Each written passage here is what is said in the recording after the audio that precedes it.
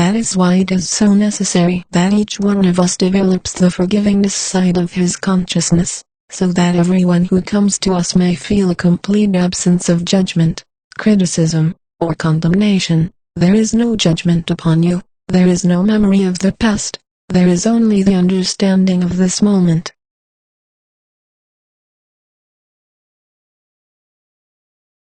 First must come the clear-cut realization that we cannot go on being just human beings, and attempt to add God's grace to our humanhood. Grace comes through an evolutionary progressive unfoldment of consciousness.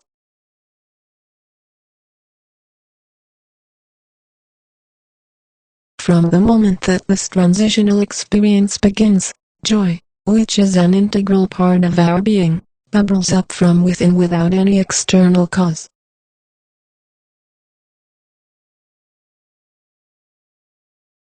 We must learn to live with this eye in the midst of us, learn to look to it for all inspiration. If we need an idea for a book or for a painting, for business or for law, regardless of what it is, the eye encompasses it. And this eye is within us. Then if it is necessary to find a book, a teacher, a publisher, whatever it is, when we turn within, the eye will appear outwardly as the form necessary to our unfoldment at any moment.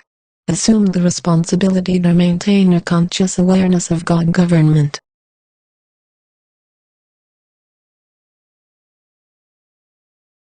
Heretofore I have known you as human beings and students, but hereafter, I must never know you that way again but only as the Christ.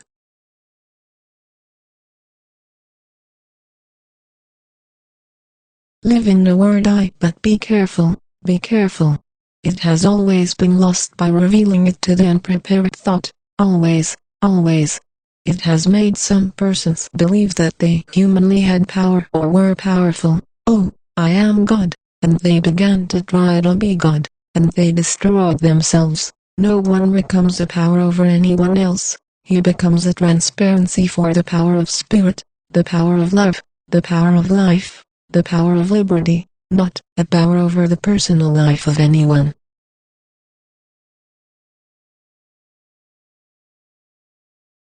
You look out at this whole world with compassion. I know what it is all about now. You thought you were man, you thought you were living your own experience. If only you had known you would have relaxed and, without taking thought, your own would have come to you.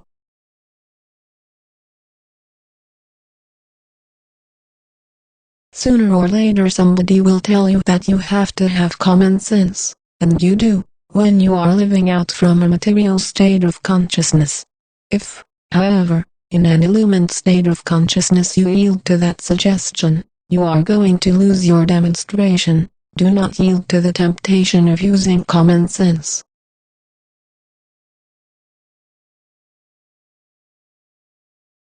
Live in the inner awareness of I, of I-ness. I is the Father within you, and I is the Son that appears outwardly. All that the Father within you is, the Son without is. As long as you can live in that consciousness, you will never be good and you will never be bad, you will never be rich and you will never be poor. You will never be a saint and you will never be a sinner. You will always be I, and you will always be showing forth the I-ness which is God appearing as the Son.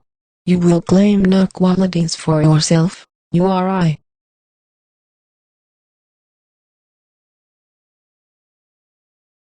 It is in the degree of our desirelessness, in the degree of our selflessness, our own selfness, that the mystical life is lived. That is what the mystical life is. It is the attaining that consciousness where you find yourself living every day, but not wondering about tomorrow because there is no tomorrow for you, there is tomorrow only for God.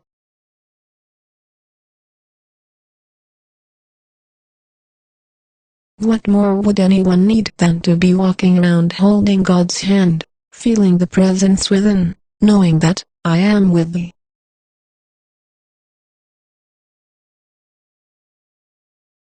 Acknowledge Spirit in all your ways, acknowledge that Spirit is the source of all. Then you will discover that it will not be very long until that acknowledgement dissolves your sins, false appetites, fears, doubts, greed, lusts, and mad ambitions.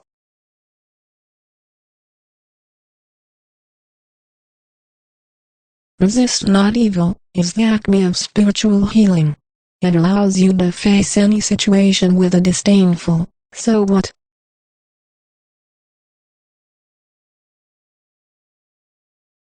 Keep your mind off problems of the world and on spiritual values.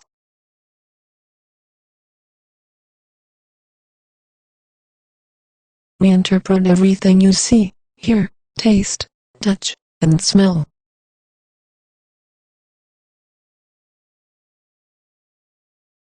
Feel Christ sitting in center of everyone.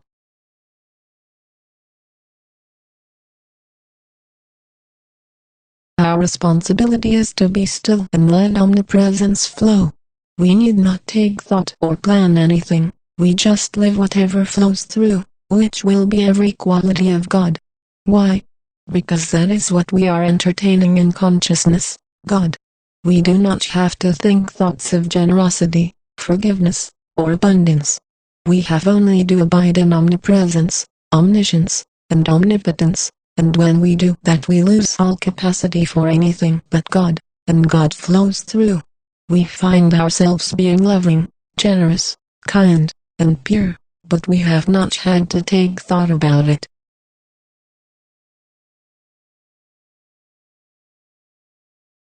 Let us think of our mind as a door. Since God, infinity, is omnipresent, the moment we open a door, this infinity floods us, and we are under grace, but we have a part to play. Lord, I know you are knocking at the door of my consciousness, and I am opening my consciousness. Take over my mind and body. Be my soul, be my life.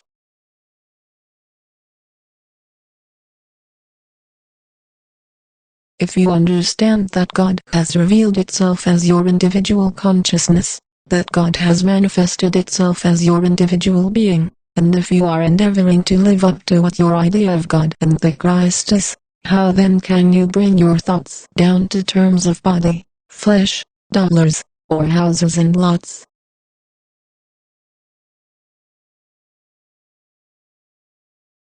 We are coming to that place in consciousness where no treatment is ever necessary, and in that state we look out upon the world, beholding the perfection which underlies all appearances.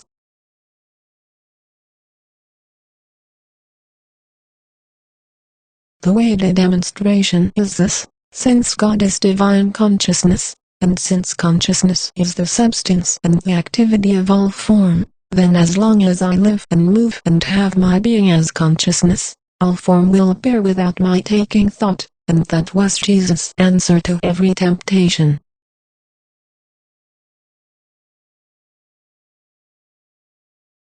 Begin now to change your old basis of treatment.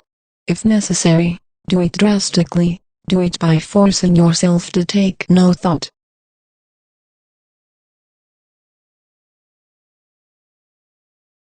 When you begin to believe, really and truly believe, that God is the consciousness of you, that all issues come from the divine consciousness of you, and not from outside, not from effect, you will be on the first rung of the ladder of spiritual unfoldment.